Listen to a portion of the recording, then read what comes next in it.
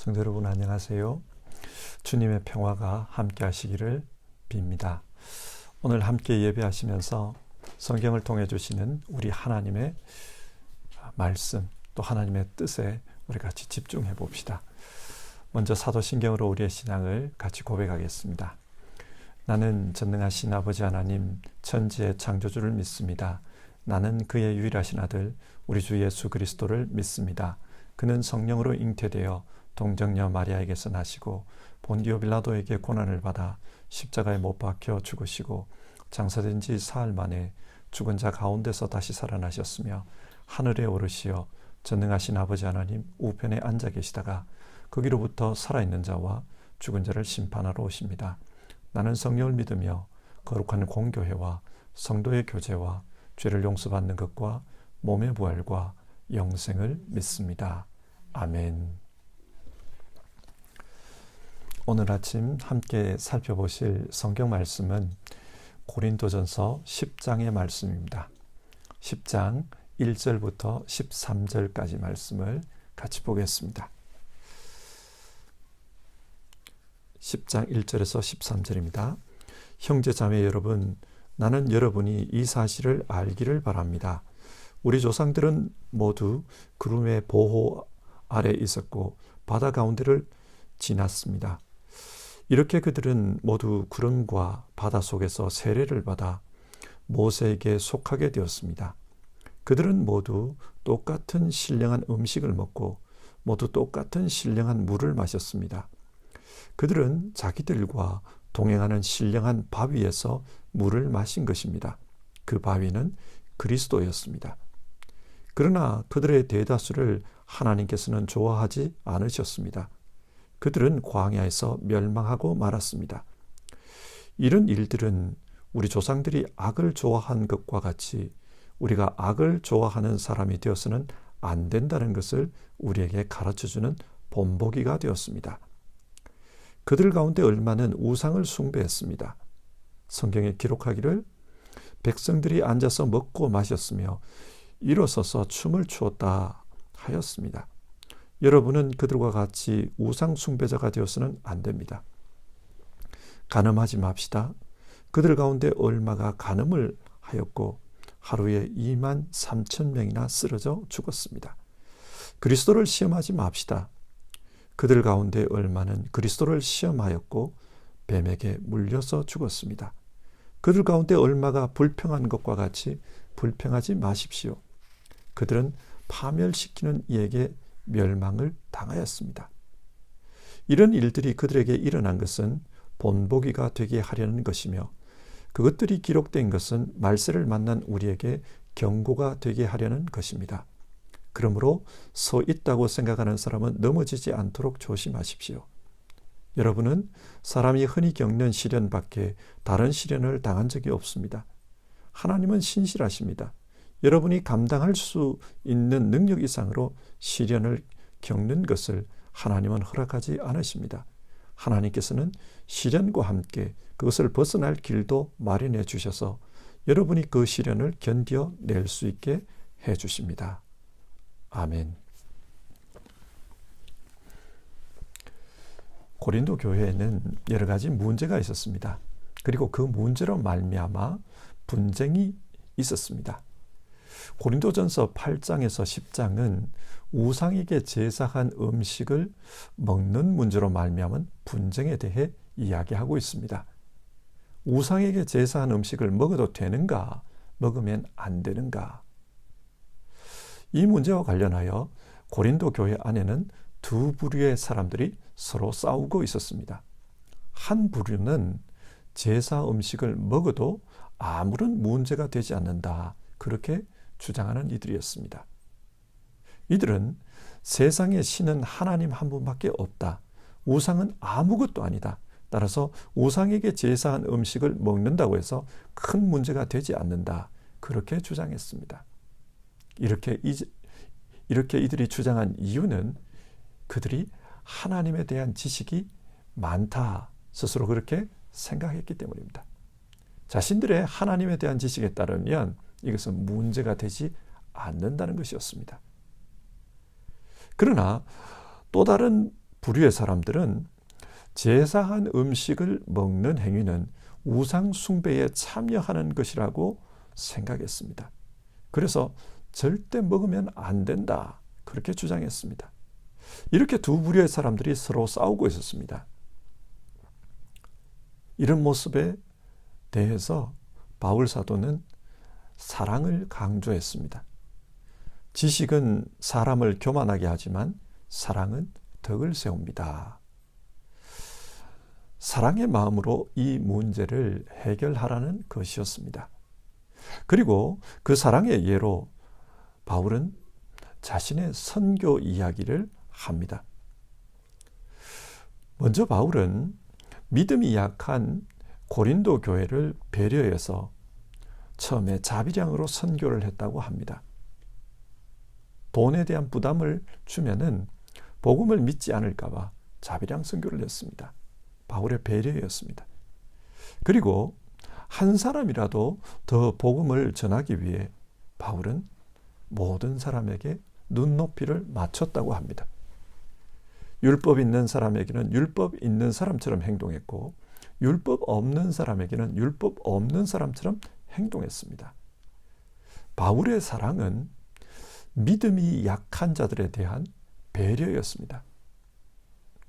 그처럼 고린도 교회는 이 문제에 있어서도 이런 배려로 문제를 해결하라, 그것이 고린도전서 8장과 9장의 내용이었습니다. 그리고 이어서 10장, 우상에게 제사한 음식을 먹는 행동, 그 뒤에 숨어있는 위험성에 대해서 이야기합니다. 바울은 일부 사람들의 주장처럼 우상 자체는 아무것도 아니라는 것을 인정했습니다. 우상은 사람이 만든 것에 불과합니다. 돌과 나무일 뿐입니다. 하지만 이 우상을 통해 마귀가 역사할 수 있습니다. 그래서 우상을 섬기는 자들에게 악한 영향을 행사할 수 있습니다. 현실을 보십시오. 우상을 섬기는 사람들을 통해서도 기적이 나타납니다. 점쟁이들을 통해서도 신비하게도 미래의 것을 알아맞추는 그런 일들이 있습니다. 그러나 우리는 문제의 핵심을 봐야 해요. 우상 자체는 아무것도 아닐 수 있지만 그 우상 뒤에서 작용하고 있는 마귀들이 그 우상을 이용할 수 있습니다. 그래서 우상에게 제사한 음식을 먹는 것이 우상 숭배 행위로 이어지게 합니다. 바울은 오늘 본문을 통해 이 위험성에 대해서 경고합니다. 그러면 오늘 본문을 자세히 살펴보도록 합시다. 바울은 이 우상 숭배의 위험성을 이야기하면서 출애굽한 자기 백성들의, 자기 조상들의 이야기를 하고 있습니다. 1절과 2절인데요. 우리 조상들은 모두 구름의 보호 아래에 있었고 바다 가운데를 지나갔습니다. 이렇게 그들은 모두 구름과 바다 속에서 세례를 받아 모세에게 속하게 되었습니다. 바울은 지금 헬라에 있는 고린도 사람들에게 말하고 있습니다. 그런데 출애굽한 이스라엘을 우리의 조상들 이렇게 부릅니다. 혈통적으로 보면은 헬라인과 유대인은 서로 다르지만 하나님을 믿는 사람이라는 측면에서는 믿음의 조상이라는 겁니다. 그러니까 지금 바울은 신앙 안에서 비유적으로 설명하고 있습니다. 이 비유적 설명 가운데 하나가 모형론이라는 것이 있어요. 예를 들어 구약의 출애굽 사건은 신약의 구원 사건의 모형입니다. 구원은 죄로부터 해방되는 것과 연관이 있습니다. 구약의 이집트는 죄의 도성을 상징합니다. 그리고 그 이집트의 파라오는 하나님을 대적하는 사탄을 상징합니다. 하나님의 백성 이스라엘은 그 파라오의 압제하에 있었습니다. 죄의 노예로 살았습니다. 사탄의 노예였습니다. 그런데 하나님께서 그런 이스라엘 백성을 해방시킵니다. 그래서 젖과 꿀이 흐르는 땅, 즉 천국으로 이끌어 가십니다. 이것이 모형론을 통해 살펴본 하나님의 구원 사건의 한 예입니다. 자, 그러면 이집트로부터 빠져나오는 것, 즉 홍해를 건너는 것은 모형론으로 볼 때 무엇을 상징할까요? 2절을 보면 세례라고 합니다. 바울은 이스라엘 백성이 홍해를 건너며 세례를 받았다고 합니다. 세례를 받았다는 것은 신분이 변화되었다는 의미입니다. 보십시오. 홍해를 건너기 전 이스라엘 백성은 파라오의 노예였습니다. 그런데 홍해를 건넌 후 그들은 하나님의 백성이 되었습니다.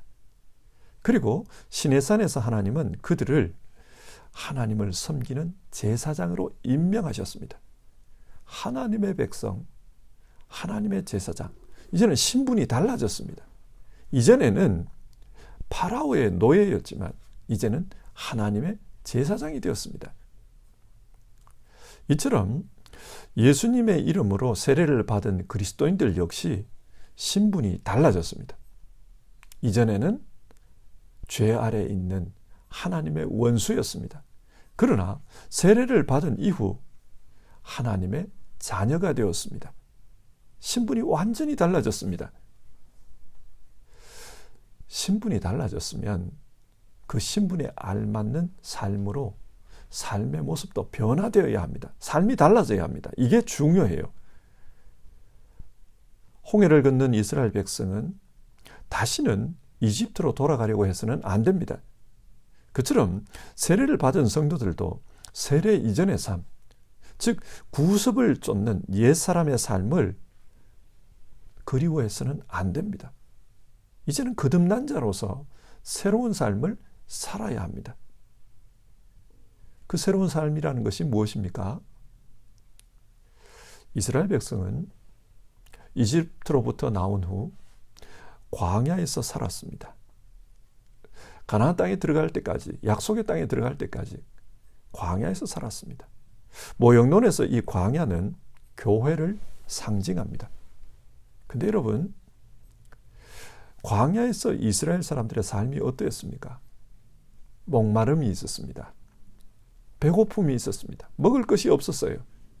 그처럼 교회 안에도 영적인 갈급함과 배고픔이 생길 수 있습니다. 그런데 그때 하나님께서는 직접 하늘의 양식으로 먹이셨고 또 반석에서 물을 내어서 마시게 하셨습니다. 하나님께서 양식과 생명수를 공급해 주신 것입니다. 그러면 이 하늘의 양식과 영생수가 구체적으로 무엇입니까? 3절과 4절 말씀에 따르면 이 양식은 그리스도로부터 나오는 것입니다. 예수님은 최후 만찬을 하시면서 자기의 몸을 빵과 포도주에 비유하셨습니다. 이것을 받아 먹으라. 이것은 너희를 위해 찢기는 나의 몸이다.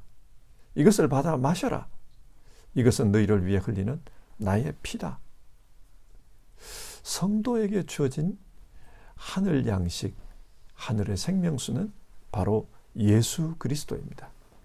이 예수님을 먹고 사는 것이, 먹고 마시는 것이 우리의 삶이어야 합니다. 그런데 예수님을 먹고 마신다는 것이 무엇을 가리킵니까? 예수님과 하나 되는 것입니다. 여러분, 그렇지 않습니까? 우리가 빵을 먹으면 그 빵이 우리 몸속으로 들어와서 우리의 살이 되고 피가 됩니다. 그처럼 예수님을 먹고 마신다는 것은 성도들이 예수님을 믿어 예수님과 한 몸이 되는 것입니다. 그래서 포도나무에 붙은 가지처럼 예수님의 몸에 속한 지체로서 살아가는 겁니다. 이것이 새로운 삶입니다. 성도들은 예수님과 함께 또 예수님으로 말미암아 살아가는 그런 삶을 살아야 합니다. 전적으로 예수님을 따르는 그런 삶을 살아야 한다. 그 말입니다. 그런데 실제 생활을 돌아보면은 이렇게 살지 못할 때가 많습니다. 6절을 보십시오. 출애굽한 이스라엘 백성들도 마찬가지였어요. 출애굽한 이스라엘 백성들이 어떻게 살았는가? 우리 조상들이 악을 좋아한 것과 같이 우리가 악을 좋아하는 사람이 되어서는 안 된다는 것을 우리에게 가르쳐주는 본보기가 되었습니다. 이스라엘 백성들은 광야에서 악을 좋아했습니다. 그들은 구원을 받았지만, 세례를 받았지만 여전히 이집트의 삶, 죄의 습성을 쫓아 살았습니다. 그러다가 결국 망했습니다. 하나님은 이런 과거의 이스라엘 모습을 통해 현재의 교회의 사람들에게 교훈을 주시는 것입니다. 과거 이스라엘 백성들이 죄의 습성을 따라 살았던 예가 되는 것이 우상 숭배였습니다. 7절을 보시면 그들은 시내산 앞에서 금송아지 우상을 만들어 놓고 먹고 마시며 춤을 췄습니다. 여러분, 이들은 왜 금송아지 우상을 만들었을까요? 자신들을 인도하던 모세가 시내산에 올라가서 내려오지 않자 죽었다고 생각한 것입니다. 그리고는 금송아지 우상을 만들어 이 금송아지가 우리를 인도하신 하나님이다, 그렇게 불렀습니다.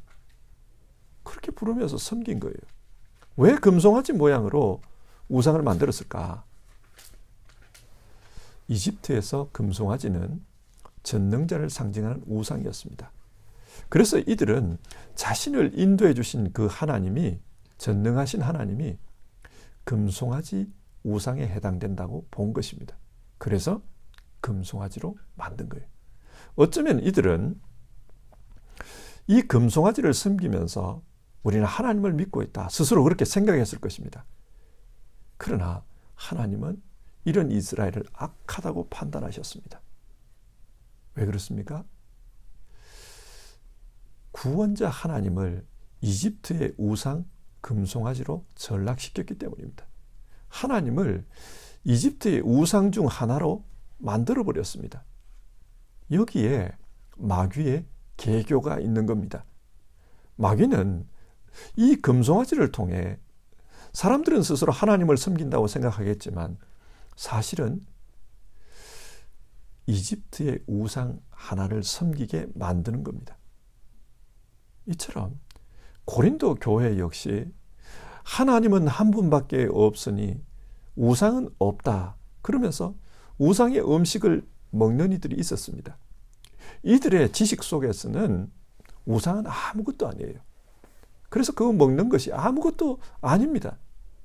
하지만 마귀에게 이용당할 수 있습니다. 그래서 그 음식을 먹으며 우상 숭배에 참여할 수 있습니다. 또 8절을 보면 바알 부올 사건을 이야기하고 있습니다. 민수기 25장에는 바알 부올을 섬기는 모압 여인들과 이스라엘 백성들이 음행을 행하다가 2만 3천 명이 전염병으로 죽은 이야기가 나옵니다. 이 사람들은 이 음행을 우상 숭배라고 생각하지 않았습니다. 그저 육신적인 쾌락을 즐기는 것이라고 생각했습니다.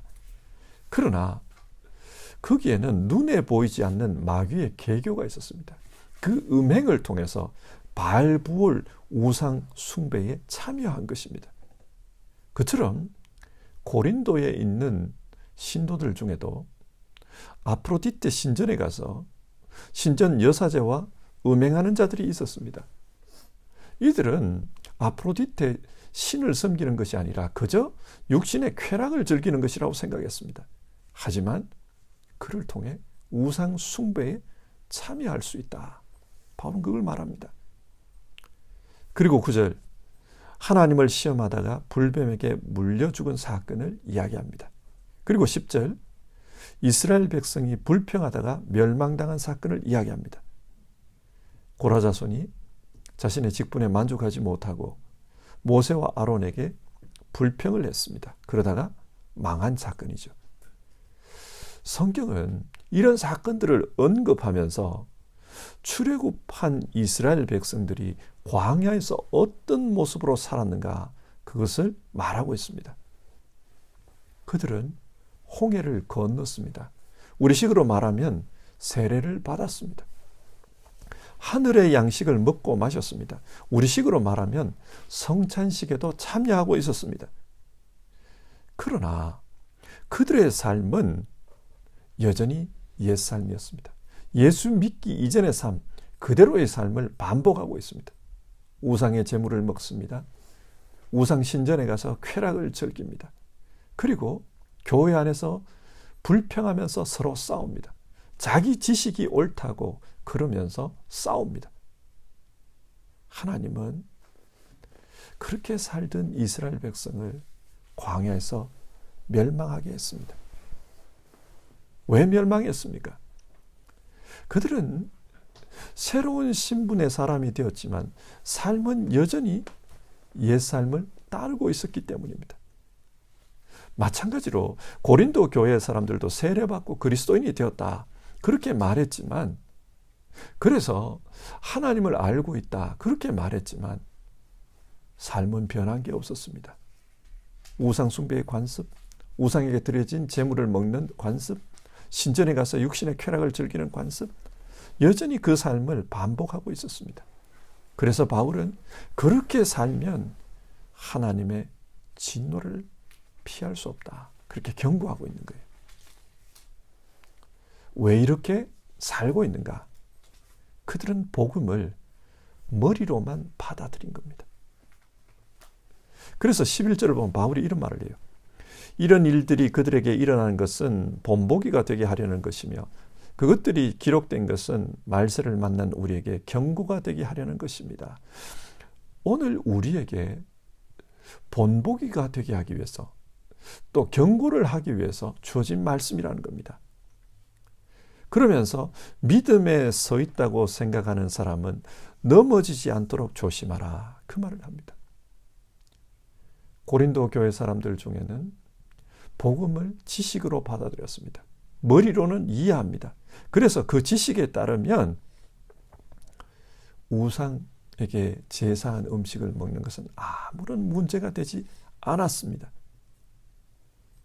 그러다가 넘어질 수 있다는 거예요. 바울의 말은 그겁니다. 넘어질 수 있다. 자신의 믿음을 과신해서 넘어진 예가 있습니다. 솔로몬입니다. 솔로몬은 하나님을 믿는 사람이었습니다. 그는 꿈을 통해 2번이나 하나님의 계시를 받았습니다.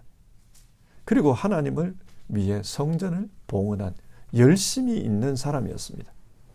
하나님은 그런 솔로몬에게 복을 주셨습니다. 이렇게 살아가는 가운데 솔로몬은 자신은 무엇이든지 할 수 있다, 그렇게 생각했어요. 자신의 믿음을 과신했습니다. 그러는 가운데 이방 여인들을 가까이 했고 결국 그 이방 여인들이 섬기는 우상을 섬기면서 망하고 말았습니다. 자신의 믿음을 과신하다가 넘어진 것입니다. 이처럼 고린도에 있는 성도들도 자신들이 이해한 믿음, 머리로 믿는 믿음, 그 믿음 때문에, 그 믿음에 대한 과신 때문에 우상 숭배의 죄에 노출되어 있다. 바울은 그걸 경고하고 있습니다. 오늘 말씀을 정리해 봅시다. 고린도 교인들 중에는 나는 복음을 잘 알고 있다, 그렇게 과신하는 사람들이 있었습니다. 그래서 우상에게 드려지는 음식을 먹는 일에 거침이 없었습니다. 하지만 바울은 그들의 행동의 위험성에 대해 지적합니다. 그러면서 과거 이스라엘 백성이 어떤 실수를 범했는지를 말하고 있습니다. 여러분, 이스라엘 백성이 넘어진 이유가 무엇 때문이라고 했습니까? 그들은 스스로 하나님을 잘 안다고 생각했습니다. 그러나 그들의 삶은 변한 게 없었습니다. 그래서 하나님을 믿는다고 하면서 과거 이집트의 관습을 반복했습니다. 우리도 이럴 수 있습니다. 복음을 잘 알고 있다. 그리스도인으로 사는 것이 무엇인지를 알고 있다. 그러나 잘 알고 있지만 우리의 삶이 세상 사람들과 똑같이 그렇게 살 수도 있습니다. 그러면 넘어집니다. 그래서 오늘 성경은 서 있다고 생각하는 사람은 넘어지지 않도록 조심하라. 그렇게 말씀합니다. 중요한 것은 우리가 아는 믿음, 우리가 믿는 믿음, 그 믿음으로 실제로 살아가는 것입니다. 한순간 한순간 내가 믿는 믿음을 삶으로 증명하는 것, 그것이 중요합니다. 그래서 작은 성경 말씀 한 구절이라도 실제로 실천하는 것, 그것이 중요합니다. 머리로 아는 믿음, 그래서 자만한 믿음은 넘어질 가능성이 큽니다. 성도 여러분, 우리가 복음을 잘 알고 있고 또 믿음이 무엇인지를 잘 알고 있다면 그 믿음을 삶으로 실천하면서 살아갑시다. 그것이 성경이 가르치는 바른 믿음입니다. 같이 찬송하고요, 기도하겠습니다. 342장 너 시험을 당해 1절 부르고 같이 기도합시다.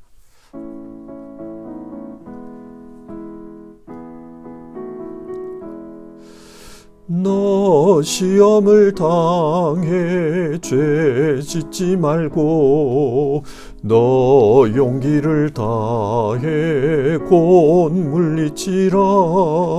너 시험을 이겨 새 힘을 얻고 주 예수를 믿어 늘 승리하라. 우리 구주의 힘과 그의 위로를 빌라. 주님 내 편에 서서 항상 도우시리. 우리 이 시간 같이 기도하겠습니다. 시험은 밖에서부터 올 때도 있습니다. 그러나 시험은 우리 안에서 일어날 때도 있습니다. 마귀는 우리 안에 시험을 일으키기도 합니다. 그래서 내가 믿는 믿음, 내가 아는 신앙 지식, 이것을 과신하게 만들고 그 과신이 때로는 믿음에서 넘어지는 그런 결과를 가져오도록 만들기도 합니다. 과거 이스라엘 백성들은 하나님이 우리를 구원해 주셨다, 우리는 하나님을 알고 있다, 그렇게 과신하다가 그 하나님을 금송아지로 만들어 버렸습니다. 그리고 옛날의 삶을 반복하다가 하나님이 싫어하시는 그런 죄들을 짓고 말았습니다. 오늘 우리 같이 기도합시다. 하나님, 내 신앙, 내가 아는 지식에 근거하지 않게 하소서. 그것을 과신하지 않게 하소서. 내 신앙, 내가 아는 지식, 그것을 작은 말씀 하나라도 실천하는 신앙이 되게 해 주시옵소서. 실천하는 믿음으로 살도록 도와주시옵소서. 우리 그렇게 기도해 봅시다.